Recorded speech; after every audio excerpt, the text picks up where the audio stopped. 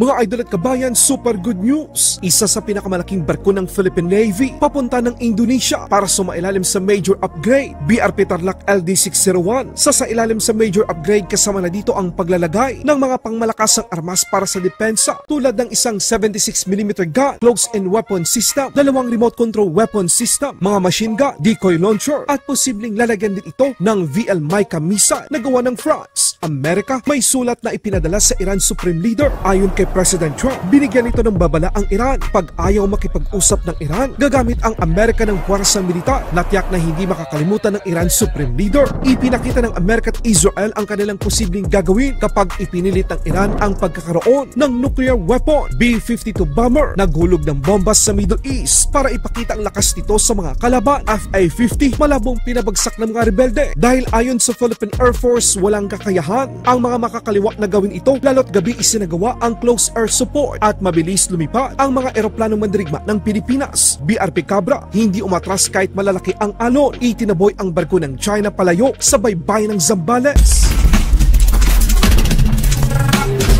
Pinakamalaking barko ng Philippine Navy sasailalim sa isang malaking upgrade, ang BRP Tarlac LD601 papunta ng PAL Indonesia kung saan ito ginawa. Lalagyan ito ng new combat management system, air surface search radar at weapon system. Ibig sabihin ang matagal nang hinihiling natin na lagyan ito ng mga armas ay matutupad na rin. Ayon sa impormasyong ating nakalap, kailangan ng BRP Tarlac LD601 ng mga armas pang depensa tulad ng isang 76mm gun, isang 35mm close-in weapon system, dalawang 30mm remote control weapon system, decoy launcher, radar at maging mga surface-to-air missiles. Ayon sa Naval News, ikinukonsidera din ang paglagay ng mga VL Mica NG, isang anti-air, multi-target, all-weather, fire and forget short to medium-range missile systems na ginawa ng MBDA ng France na kayang salagin ang mga banta tulad ng cruise missiles, drones, aircraft, helicopter at precision-guided bombs. Ito rin ang gagamitin pangmalakasang missile para sa dalawang Malvar-class corvette ng Pilipinas na pinili ng Philippine Navy. Sa ngayon, BRP Tarlac LD601 pa lang ang merong schedule para sa ganitong pag-upgrade. Pero sigurado na isusunod din ang BRP Davao del Sur LD602 na lalagyan ng kapares ng mga armas at sistema. Sa ibang balita naman, President Trump nagbabala sa Iran. Ayon sa Pangulo ng Amerika, sumulat ito sa Iran Supreme Leader upang hikayatin na makipagnegosasyon ito sa Amerika. Sa sulat, binalaan ni President Trump ang Iran na tanggapin ang alok nito dahil kapag nagbatigas ang Iran, mapipilitang gumamit ng puwersang militar ang Estados Unidos laban sa kanila. Bago pa man sumulat si President Trump, nagsagawa na ang Amerika at Israel ng kanilang pinagsamang lakas at puwersa sa gitnang silangan. Isang babala laban sa Iran na hindi sila dapat magkaroon ng nuklear na sandata kailanman. Ang mga F-35 at F-15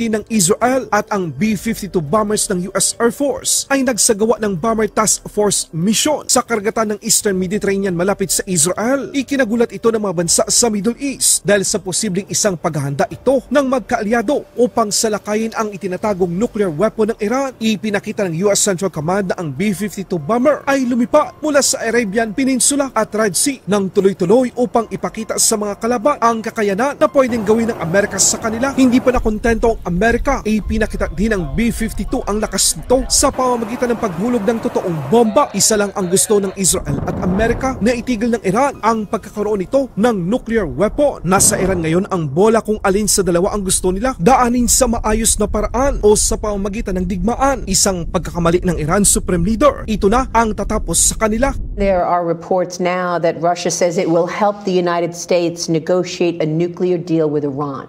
What kind of a deal with Iran do you want to do? You said they cannot have a nuclear weapon. Yeah, well, there are two ways Iran can be handled, militarily or you make a deal. I would prefer to make a deal because I'm not looking to hurt Iran. They're great people. I know so many Iranians from this country. Well, not the leadership.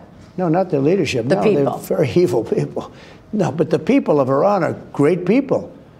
But they had a tough regime, and they'd meet and they'd be shot in the streets. I mean, it was a tough deal. But I would rather negotiate a deal. I'm not sure that everybody agrees with me, but we can make a deal that would be just as good as if you won militarily. But the time is happening now. The time is coming up. Something's going to happen one way or the other. I hope that Iran, and I've written them a letter saying, I hope you're going to negotiate, because if we have to go in militarily, it's going to be a terrible thing for them. You wrote a letter to the Khomeini? Yes. When did you send the letter? Yesterday. And you said you better negotiate, or we want you to I didn't negotiate? say you better. I said, Okay. I hope you're going to negotiate because it's going to be a lot better for Iran. And I think they want to get that letter.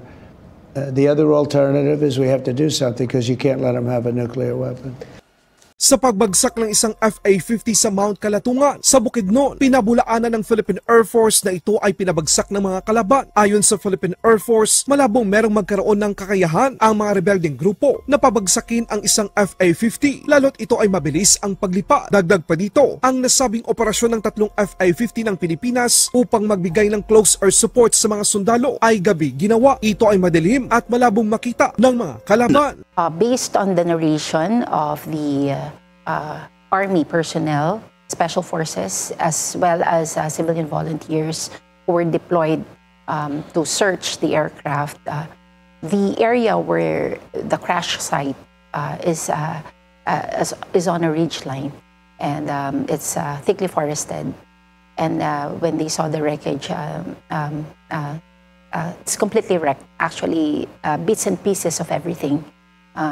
The aircraft, because you could just imagine this aircraft usually flies at very, very high speed. And if you could imagine the probable impact it had on the ground, you would expect that the wreckage is really, contains bits and pieces of aircraft, So it body would parts, be very difficult to survive body parts. that But type of based crash. on their assessment, they believe that those are the remains of the two pilots. This aircraft flies at very high altitudes and very high speeds. And if we are to compare also with the capability of our local terrorists, are they capable of shooting down an aircraft that high and with that speed? So, well, it's probable, but it's very Highly unlikely. Ipinakita naman ng Philippine Coast Guard ang ginawang pagharang at pagpigil ng BRP Cabra sa isang barko ng China Coast Guard na pilit umanong lumapit sa baybayin ng Zambales. Kahit maliit ang barko ng Pilipinas at hindi pa maganda ang panahon at naglalaki ang alon, hindi umatras ang barko ng Pilipinas. Itinulak palayo ng BRP Cabra sa layo na 95 nautical miles ang China Coast Guard 3105.